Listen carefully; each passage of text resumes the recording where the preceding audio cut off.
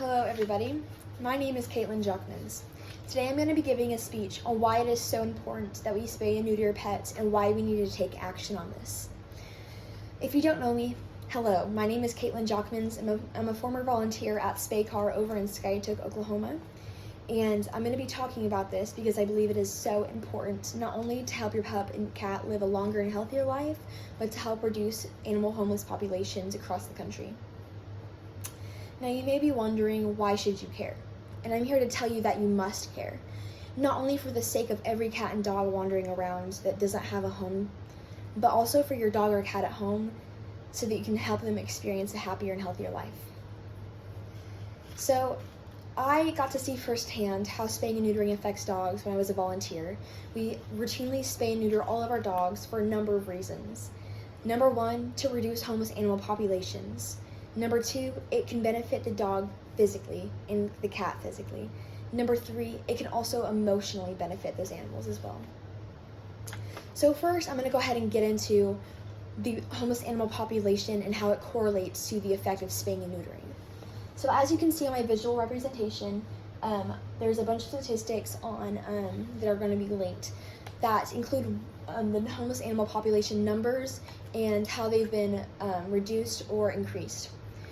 So for every one homeless person, there's an equivalent of 5 to 6 homeless dogs or homeless cats. And if you ask me, that's a pretty sad number. We need to do better. And here's how we can do better. So understanding the difference between the statistics and how it can correlate to demographic regions is very important.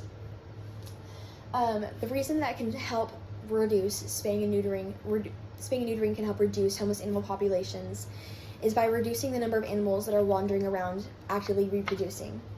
So as you can see, in some states, like Oklahoma for example, we have a number of homeless dogs and cats wandering around that are rapidly reproducing, causing a lot of unwanted dogs or cats that end up either in the shelters getting euthanized, unfortunately getting hit by vehicles, or even worse.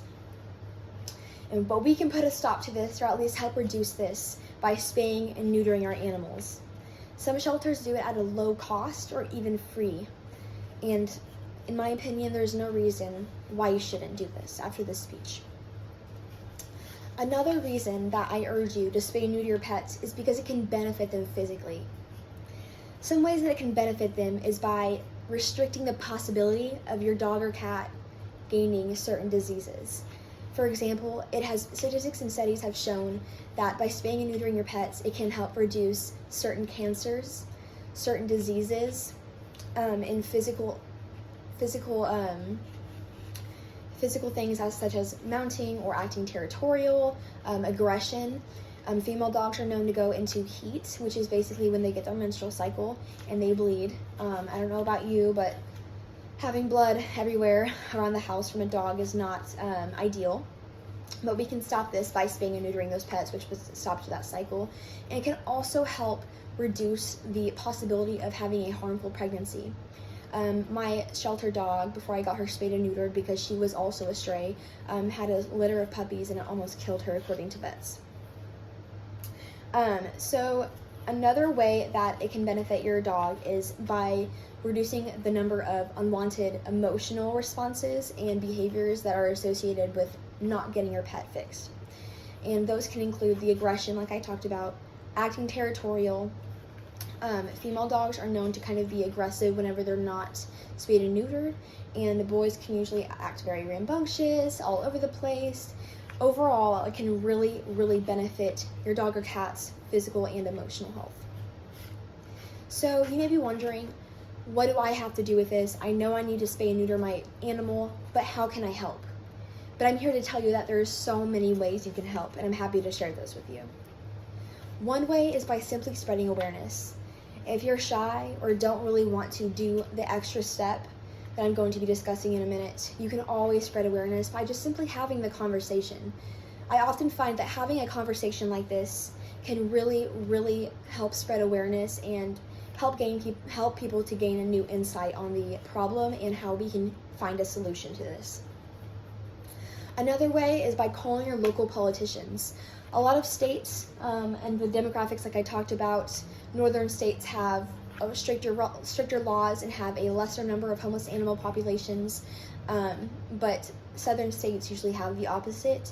Call your politicians. I promise you your voice matters, and to these politicians, your voice is everything. By urging people to take laws into protecting our pups and cats, this can dramatically increase the number of people spaying and neutering their pets. If we gain certain laws into place, it'll kind of urge people to take this step unless in medical cases. Another way is by simply volunteering. You can volunteer at a spay and neuter clinic, as SpayCard does that often. I like to go and volunteer. Or you can volunteer with an animal shelter. Our animal shelters are overflowing and they need people to help. So now that we've discussed all of these points, I'm going to go ahead and leave you with a few things.